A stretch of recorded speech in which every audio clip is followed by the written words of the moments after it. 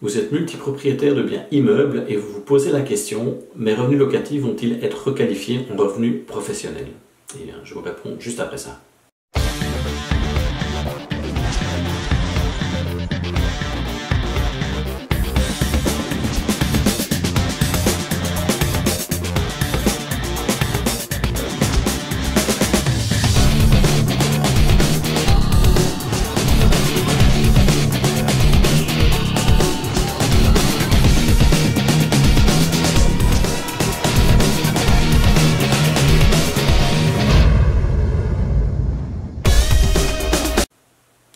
Donc, je suppose que vous avez vu que la presse a beaucoup parlé durant les derniers mois de requalification de revenus locatifs en revenus professionnels et que le fisc était à la chasse aux multipropriétaires.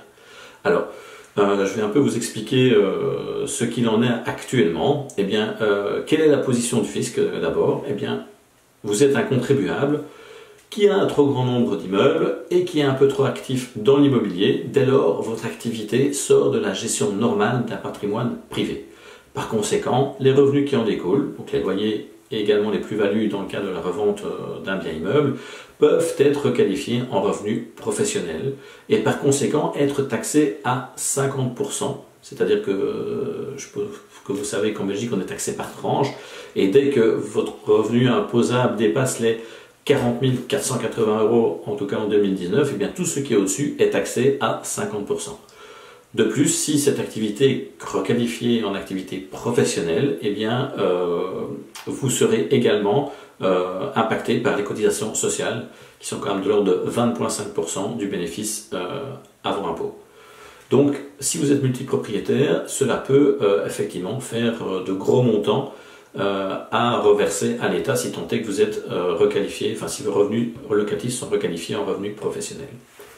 Le problème, c'est qu'on est un peu dans le flou artistique et dépendant de l'interprétation du fisc. Pourquoi? Bien parce que le Code des impôts ne définit pas clairement et de manière précise qu'est-ce qu'une activité professionnelle.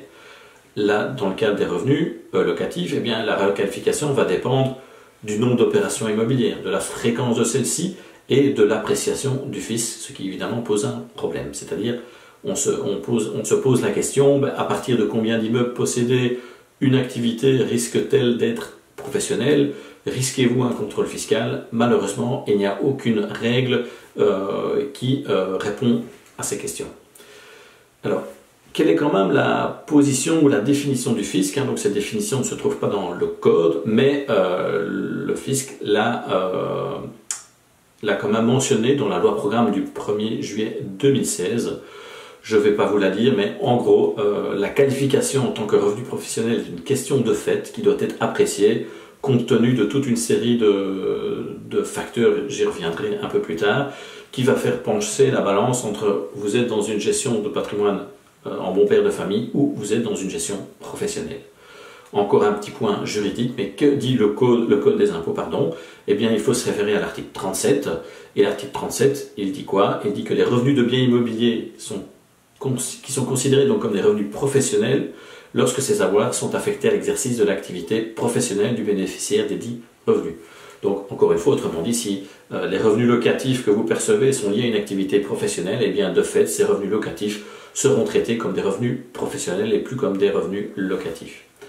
Alors, si vous êtes tenté d'essayer de cacher vos immeubles au fisc, eh bien, de toute façon, le fisc connaît de tout de votre patrimoine immobilier, en ce y compris à l'étranger, donc il ne sert vraiment à rien de cacher, si je peux le dire comme ça, des immeubles. Si le fisc veut se renseigner sur vous, il connaîtra l'entièreté de votre patrimoine. Alors, maintenant, quelles sont les circonstances qui peuvent amener à une requalification? Alors, il n'y a aucune liste définie, mais il y a quand même plusieurs critères. Alors, un critère très important, c'est avez-vous fait appel à du crédit bancaire? Alors, pourquoi? Eh bien, parce que si vous gérez en bon père de famille votre patrimoine et que vous avez un gros patrimoine financier, vous pouvez investir ce patrimoine dans l'acquisition de biens immeubles pour justement faire fructifier votre patrimoine. Et dans ce cas-là, c'est bien de la gestion en bon père de famille. Par contre, si vous utilisez le crédit bancaire, eh bien là, vous n'utilisez pas votre patrimoine, vu que vous allez emprunter de l'argent à la banque, et de surcroît, vous prenez un risque financier, le crédit, pour acquérir des immeubles et pour acquérir des revenus. Donc, vous entrez déjà dans une zone un peu dangereuse. Évidemment, ça dépend du nombre d'immeubles. Enfin, par nombre, encore une fois, il n'y a pas un nombre bien défini. Mais si vous achetez un deuxième immeuble, je pense que là, il ne devrait pas y avoir trop de soucis. Par contre, si vous faites des opérations de manière récurrente, ça c'est aussi un critère important, c'est la fréquence des opérations immobilières, et bien là, vous cumulez un deuxième risque que vos revenus locatifs soient taxés en tant que revenus professionnels. Autre point, autre critère, eh bien, si cette activité immobilière est en fait la seule activité que vous faites. Donc, je connais certaines personnes qui ont 15, 20 bâtiments et vivent de leur loyer, mais ils ont une activité, c'est leur seule activité. Donc, évidemment, ils peuvent également, c'est également un facteur de risque. Alors, à côté de ça, c'est si vous faites de la publicité, si vous faites appel à des professionnels en gestion immobilière, donc si vous donnez la gestion de votre patrimoine à des professionnels, si vous octroyez des services complémentaires, enfin bref, si vous gérez ça comme une activité économique, en tout cas aux yeux du fisc. Ce qu'il faut retenir, c'est que les critères vraiment importants, en tout cas pour le fisc, c'est la fréquence des opérations immobilières, l'appel au crédit, enfin faire appel au crédit, et évidemment si vous avez en toute ou en grande partie uniquement cette activité qui génère vos revenus. En résumé, donc, pour qu'il y ait requalification, votre activité doit être organisée de façon professionnelle. Et encore une fois, cette organisée de façon professionnelle, c'est une notion laissée à l'appréciation du fisc. Donc, tout dépendra du contrôleur auquel vous aurez affaire, et là est bien évidemment le problème, parce que là on entre dans la subjectivité la plus totale. Ce qui est important de savoir, c'est qu'il est possible d'éviter cette requalification. Alors, c'est peut-être pas la solution qui est tentante pour tout le monde, mais en tout cas, elle sécurise grandement cette problématique. C'est de loger en tout ou partie votre patrimoine immobilier dans une société. Alors, il y a des avantages, il y a aussi des désavantages.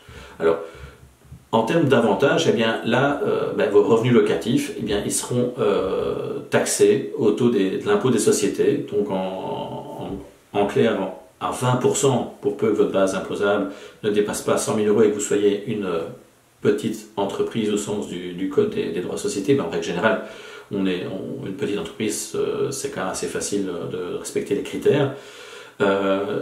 Ensuite, vous pourrez amortir votre bâtiment. Donc,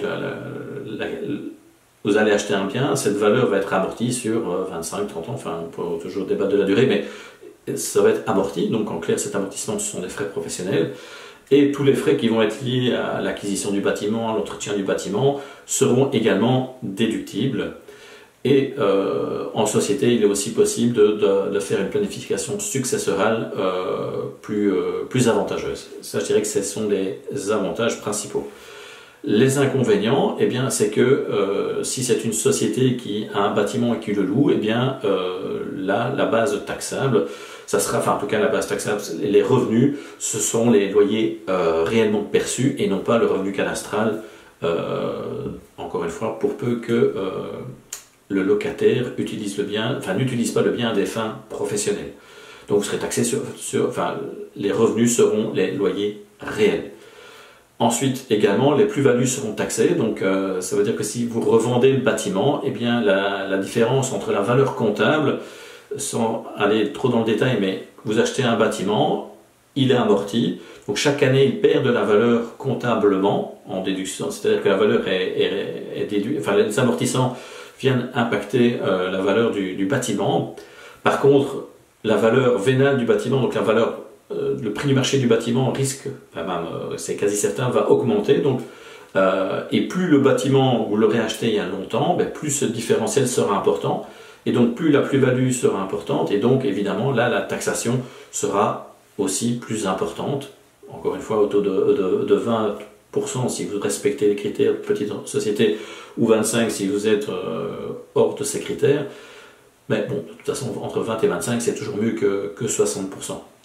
Je rappelle que les plus-values ne sont pas taxées, en tout cas, les plus-values sur sa propre maison ne sont pas taxées.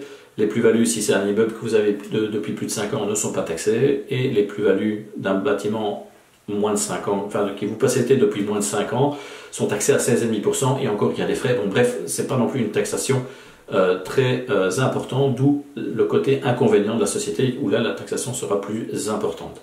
Ensuite, l'argent de ces loyers va venir dans votre société. Et donc, si vous voulez récupérer cet argent à titre privé, bien évidemment, il faudra les sortir, il faudra avoir optimisé cette sortie, et évidemment, c'est un peu plus compliqué que de percevoir des loyers en personne physique. Donc, conclusion, eh bien, si vous louez plusieurs bâtiments avec une activité professionnelle, eh bien, je vous invite à prendre contact avec votre comptable pour qu'il vérifie quel est le risque potentiel d'être dans le collimateur du fisc et d'avoir ses revenus locatifs requalifiés en revenus professionnels. Si vous avez aimé cette vidéo, je vous invite à la partager à vos connaissances. N'hésitez pas à mettre un pouce si vous l'avez aimé, et surtout, je vous invite à vous abonner à ma chaîne en cliquant sur le bouton en bas à droite de l'écran, et également sur la petite cloche, ainsi vous serez notifié de toutes nouvelles vidéos. Je vous dis à bientôt pour une nouvelle vidéo.